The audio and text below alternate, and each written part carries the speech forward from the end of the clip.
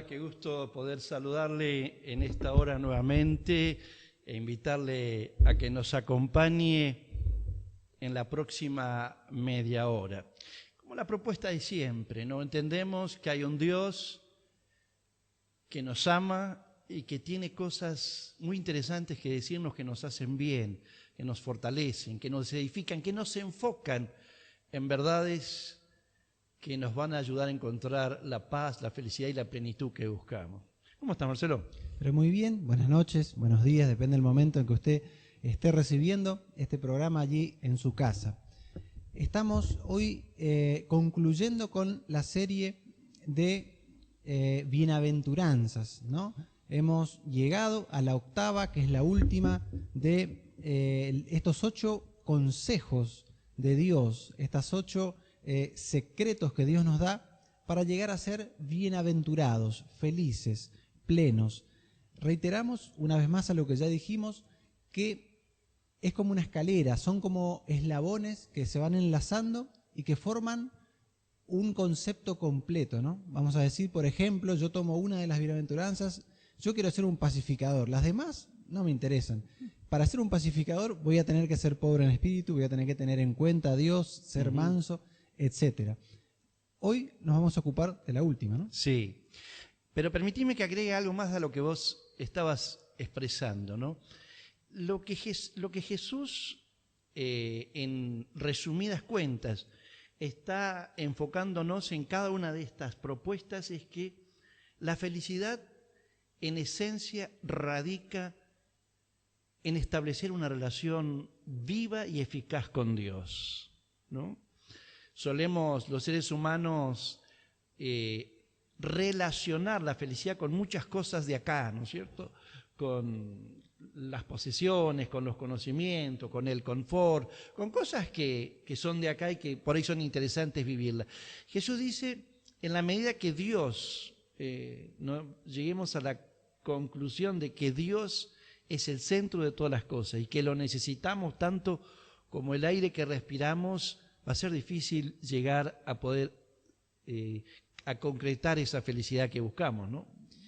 Incluso en varias de estas bienaventuranzas que vimos, llegábamos a la conclusión de que había como una cierta incongruencia, o al menos un choque contra lo que es conocido en nuestra sociedad como felicidad.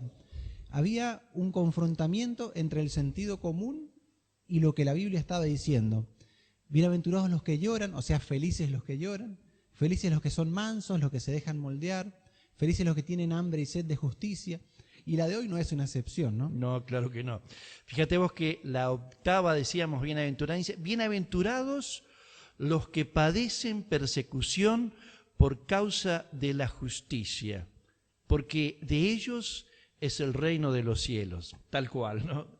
Es muy difícil en un razonamiento así rápido humano asociar la persecución, los malos tratos, el rechazo con una vida dichosa. Esta bienaventuranza, como las otras, tiene un entendimiento espiritual, ¿no? No hay ni lógica ni explicación humana que nos avale para decir, por esto, si, a menos que quitando lo espiritual, quitando la relación con Dios, es imposible decir, yo voy a ser feliz si me persiguen, voy a ser feliz si tengo contratiempos porque otras personas tratan de dañarme o hacerme mal. Es fundamental llegar a entender que Dios tiene que ser lo primero y que lo eterno es más importante que lo pasajero y que el reino de Dios es más importante que lo temporal que vivimos en la tierra, ¿no? Tal cual, ¿no? Y aquí dice, bienaventurados los que padecen persecución por causa de la justicia, ¿no? Y hay que entender a qué justicia se refiere, ¿no? No está hablando de la justicia terrenal, de que de pronto detiene a una persona que cometió un delito y entonces dice esa persona es feliz porque lo detuvo la justicia. No se refiere a eso, sino a la justicia de Dios, ¿no? Exacto, no habla de la persecución de los cobradores que andan tratando de cobrarnos nuestras deudas. No, no se trata de eso.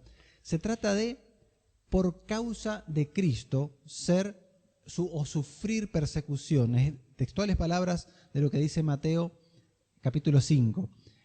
Jesús dice, si por las propuestas que yo les hago, si por seguir la verdad del Evangelio, esto les trae problemas, son dichosos.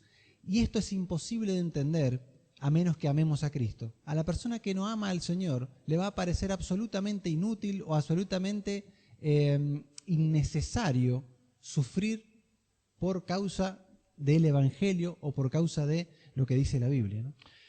Sin duda que es así. Ahora, convengamos que las propuestas que Jesús le hace a sus seguidores no son populares.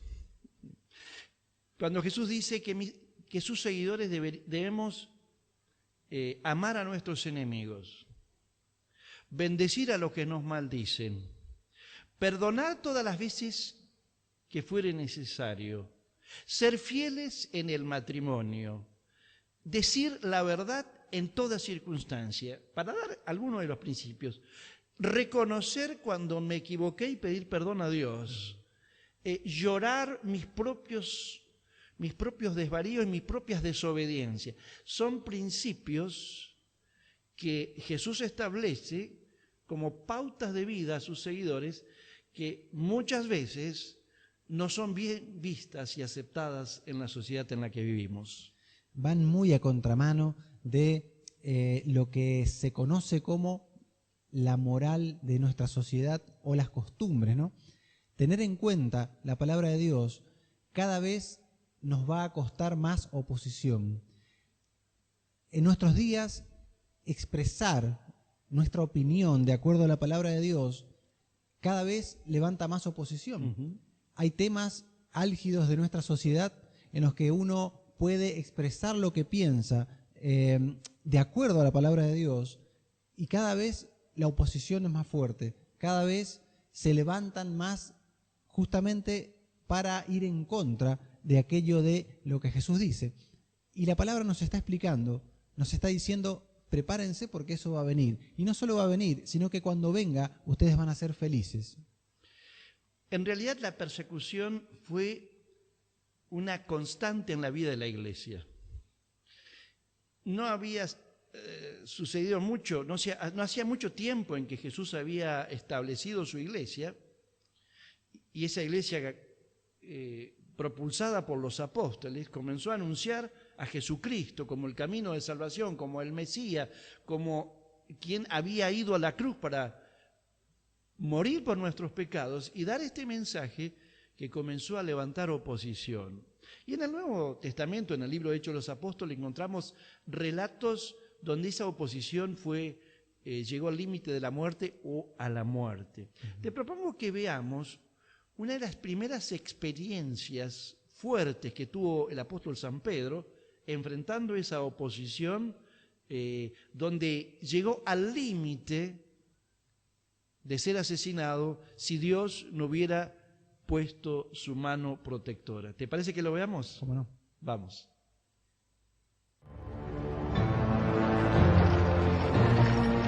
En ese tiempo el rey Herodes hizo arrestar a algunos de la iglesia con el fin de maltratarlos. Jacobo, hermano de Juan, lo mandó a matar a espada.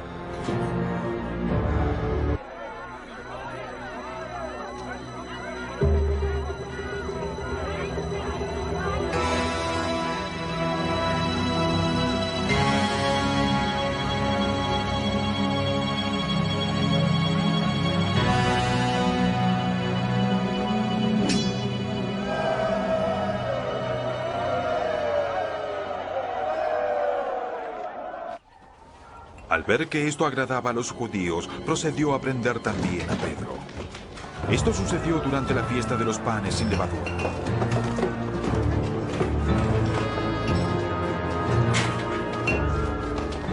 Luego de arrestarlo, lo metió en la cárcel y lo puso bajo la vigilancia de 4 grupos de 4 soldados cada uno. Tenía la intención de hacerlo comparecer en juicio público luego de la Pascua. Pero mientras mantenían a Pedro en la cárcel, la iglesia oraba constante y fervientemente a Dios por él. La misma noche en que Herodes estaba a punto de sacar a Pedro para someterlo a juicio, este dormía entre dos soldados sujeto con dos cadenas. Unos guardias vigilaban la entrada de la cárcel. De pronto apareció un ángel del Señor y una luz resplandeció en la celda. Despertó a Pedro con unas palmadas en el costado. Rápido, levántate. El ángel dijo. Las cadenas cayeron de las manos de Pedro. Le dijo además el ángel. Vístete y cálzate las sandalias. Y Pedro así lo hizo.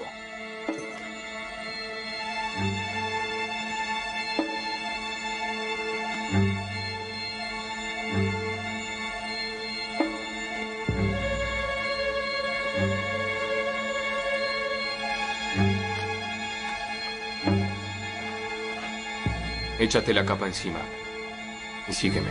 Dijo el ángel.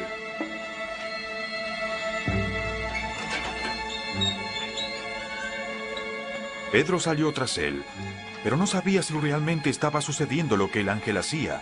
Le parecía que se trataba de una visión. Pasaron por la primera y la segunda guardia y llegaron al portón de hierro que daba a la ciudad. El portón se les abrió por sí solo y salieron.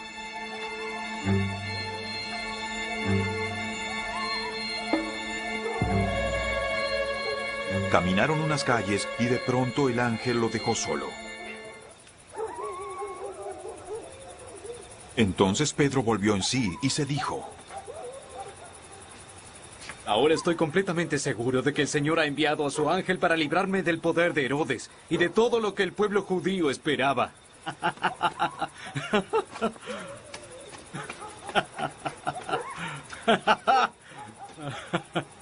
Cuando cayó en cuenta de esto, fue a casa de María, la madre de Juan, apodado Marcos, donde muchas personas estaban reunidas orando. Llamó a la puerta de la calle y salió a responder una sierva llamada Rode.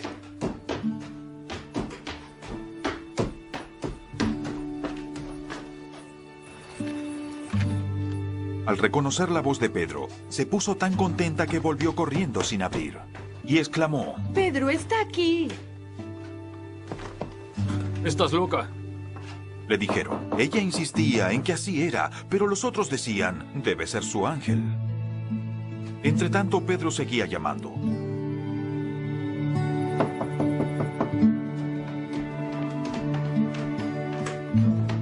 Cuando abrieron la puerta y lo vieron, quedaron pasmados. Con la mano Pedro les hizo señas de que se callaran y les contó cómo el Señor lo había sacado de la cárcel.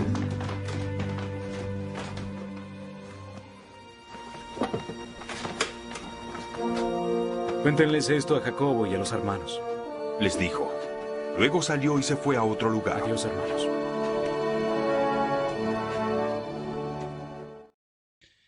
Bien, qué experiencia tan particular, ¿no?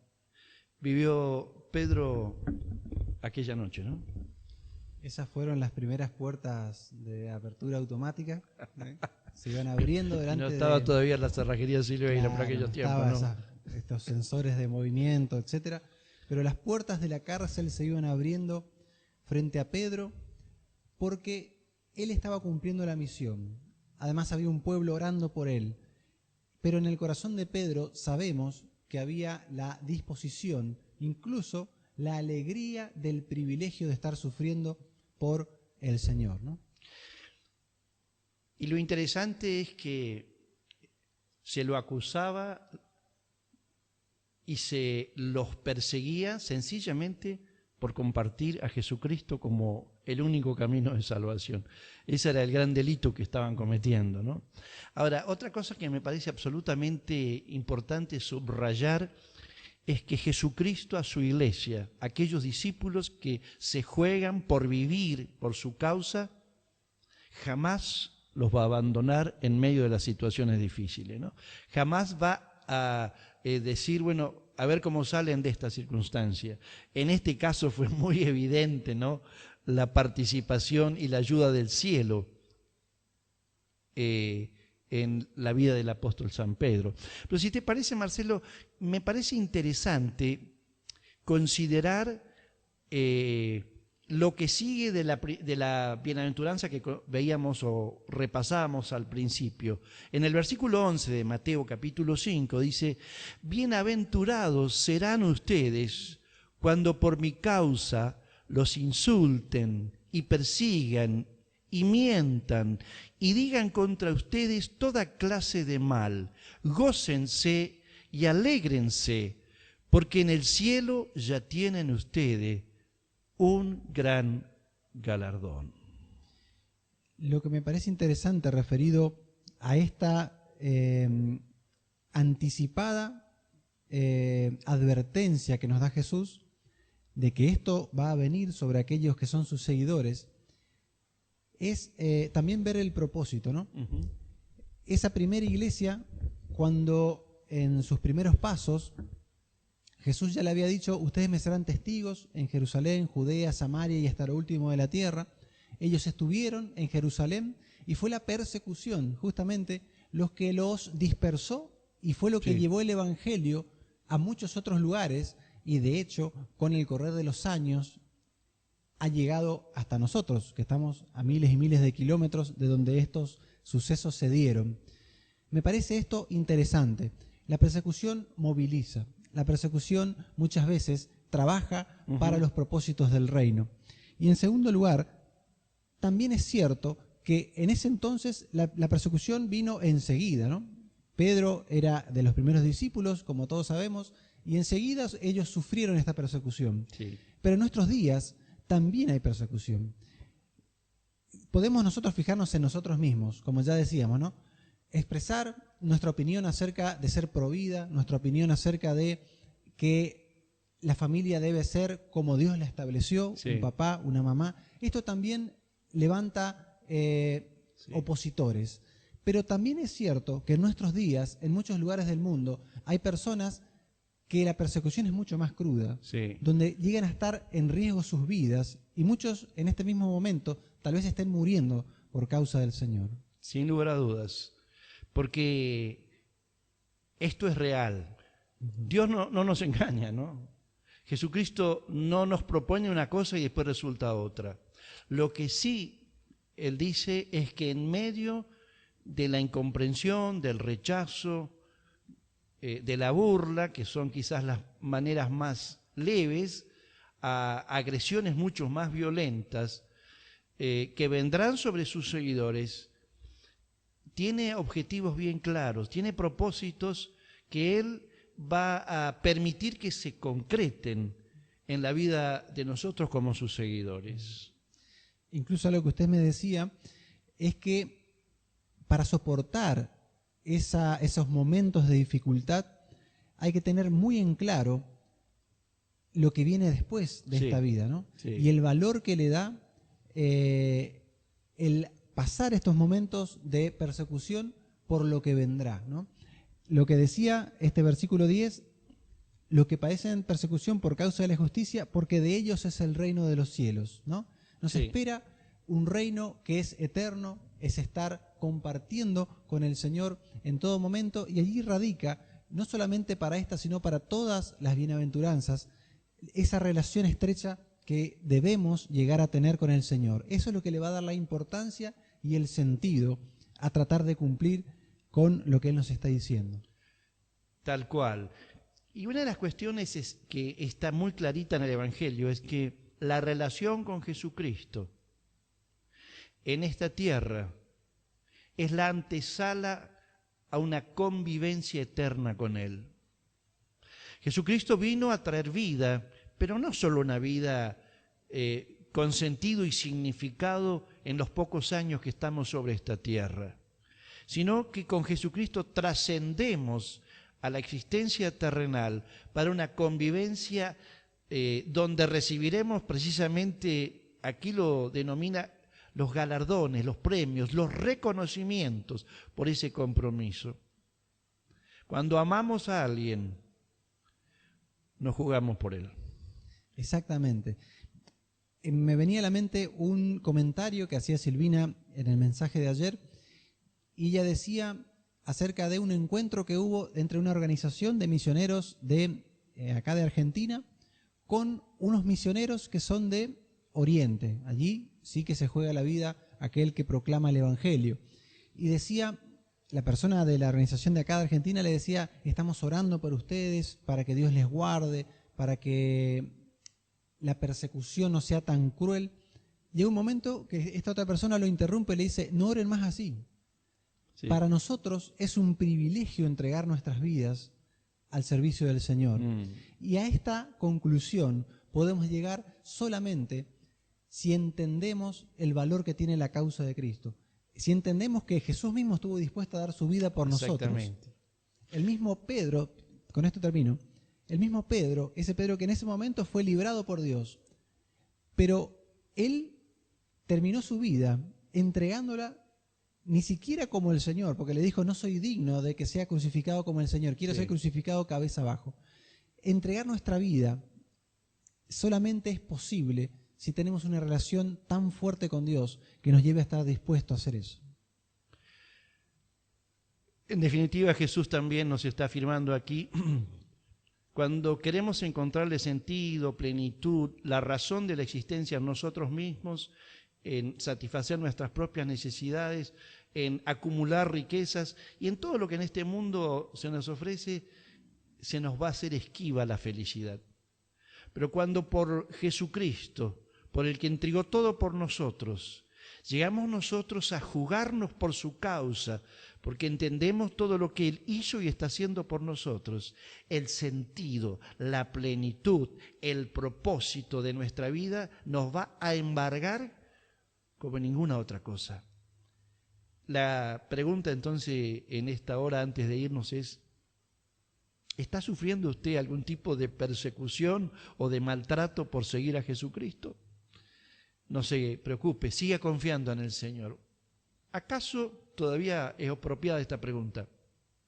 ¿Alguna dificultad que su fe en Jesucristo le ha ocasionado, lo ha alejado de Él, lo ha puesto fuera de su camino? Me parece una excelente ocasión en este momento volver y decir, Señor, quiero volver a tenerte en el centro de mi vida. Vendrán dificultades, podré no ser aplaudido o bien tratado en todas las ocasiones, pero tenerte en el centro de mi vida es lo que Dios me propone como la causa más importante de la felicidad. ¿Por qué no se lo decimos juntos de esta manera? Poderoso Dios, gracias, porque en Jesucristo has venido a esta tierra para acercarte y enseñarnos tantas cosas. Y en esta hora acepto lo que Jesús nos ha estado enseñando en estos tiempos, que la plenitud, la paz, el sentido, el propósito de mi vida solo es posible cuando me identifico con Él, cuando creo en lo que Él hizo por mí, cuando pongo mi vida completamente bajo su gobierno y estoy dispuesta a hacer lo que Él me propone. Y en esta hora juntos tomamos esta decisión, Jesucristo, de ponerte nuestras vidas bajo tu gobierno, para que todo lo bueno, lo glorioso en esta tierra nos pueda alcanzar, aún en medio de dificultades. Pero para que la perspectiva eterna que tú nos propones al estar con nosotros embargue también mi corazón en esta hora. Te queremos pedir, Señor, que nuestra relación contigo sea fortalecida cada día más. Quiero bendecir a cada persona que está del otro lado. Amén. Y rogarte por cada uno de los que formamos parte de tu iglesia, de tu reino. Pedimos, Señor, que nos des la llenura de tu espíritu para soportar Amén. Las pruebas, que nos des cada vez más fe, que la fe no nos falte. Amén. Cuando venga la zaranda, cuando venga la dificultad, la persecución. Te pedimos, Señor, que nos ayudes a tener siempre claro que tú vales la pena, Amén. Que tú diste tu vida por nosotros y que de ahora nuestra vida te pertenece. Quiero rogar, Señor, que bendigas a todos aquellos que están predicando tu palabra, a todos aquellos que están sembrando en distintos lugares y a través Amén. De distintos medios. Que, Señor, cada uno de ellos vea el fruto de su trabajo. Que así sea, cada uno Señor. De nosotros podamos extender tu reino y que, Señor, mucho más allá de lo que pasemos en esta tierra, podamos disfrutar de una eternidad y de heredar el reino de los cielos. Amén. Amén. Amén. Amén.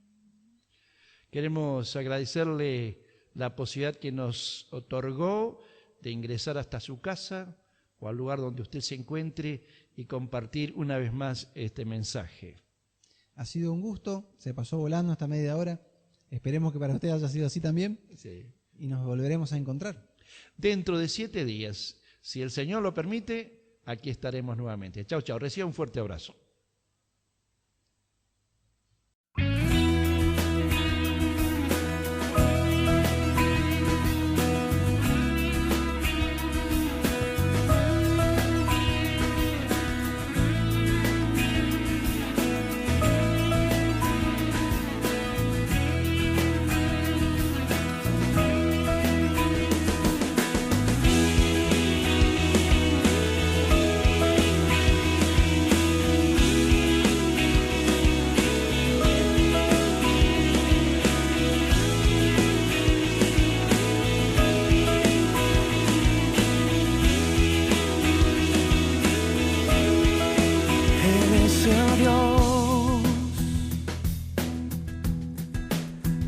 Imposible. Todo lo puedes hacer si puedes creer.